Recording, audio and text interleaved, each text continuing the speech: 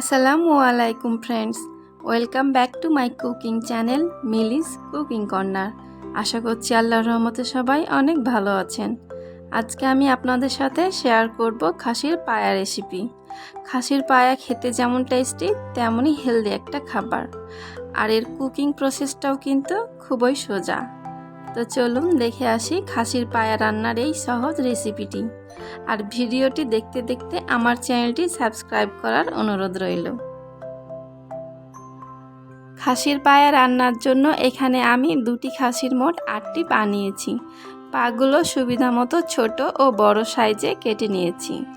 এখানে আমি শুধুমাত্র খুরের অংশটা ছাড়া বাকি সবটুকুই নিয়েছি।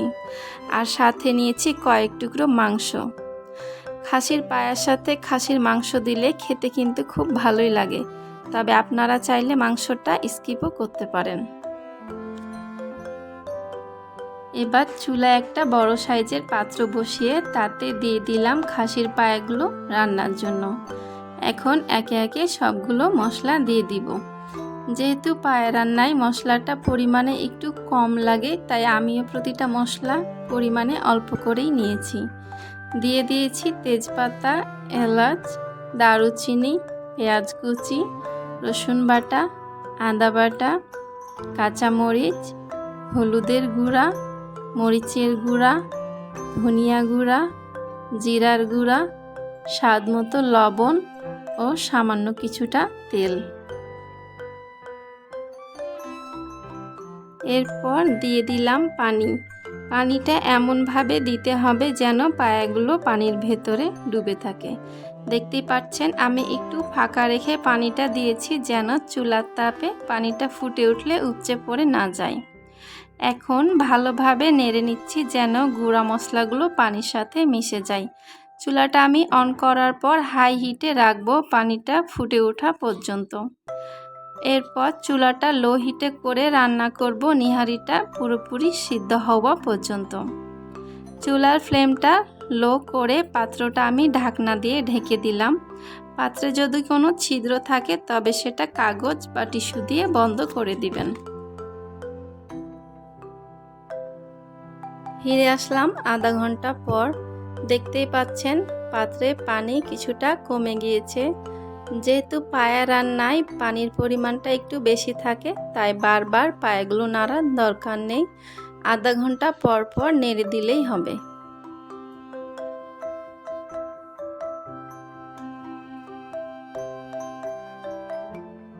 ফিরে আসলাম 3 ঘন্টা পর। আমার পায়াগুলো সিদ্ধ হতে প্রায় 3 ঘন্টা মতো সময় লেগেছে। দেখতেই পাচ্ছেন পায়ে যে হাড়ের সাথে মাংসল অংশগুলো থাকে সেগুলো কিন্তু খুলে গিয়েছে, আর পানিটাও শুকিয়ে গিয়েছে একদম পারফেক্টলি। তবে আপনাদের যদি এক্সট্রা পানির প্রয়োজন হয় তবে গরম পানি অ্যাড করতে পারেন। পায়াগুলো পুরোপুরি সিদ্ধ হয়ে গিয়েছে, তাই এবার এতে বাগার দেবার পালা। বাগার দেবার জন্য চুলায় অন্য একটি পাত্র বসিয়ে তাতে দিয়ে দিলাম তেল। তেলটা গরম হয়ে আসলেই দিয়ে দিলাম পেঁয়াজ ও রসুন কুচি। পেঁয়াজ ও রসুন কুচিটা আমি কিছুক্ষণ ভেজে নেব লালচে বাদামি কালার হয়ে যাওয়া পর্যন্ত। এবার এতে দিয়ে দিলাম ঝোলসহ পায়া।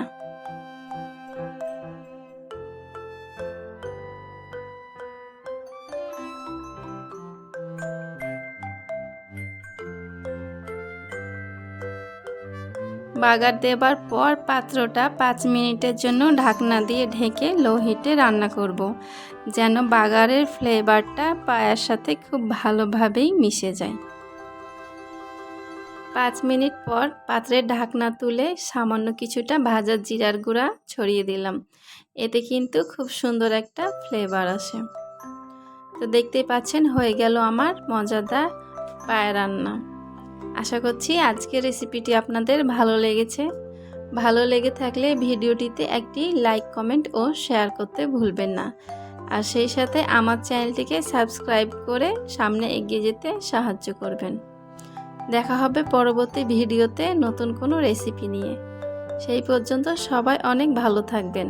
আল্লাহ হাফেজ।